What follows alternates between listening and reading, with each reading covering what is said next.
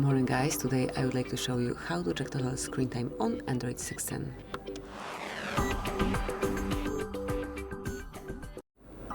So at first enroll the list of all apps and enter settings. Now find and select Digital Wellbeing and Parental controls. And here you've got kind of basic data, but if you'll tap on it again, you can check each day of usage, you can check screen time, notifications received or times opened. You can also check by particular apps. So let me open, for example, Google, and here you can check it daily or hourly. Then obviously you can find screen time, notifications received or times opened. So this is it, and this is how you can keep an eye on time spent on screen. Thank you for watching. Please subscribe our channel and leave the thumbs up.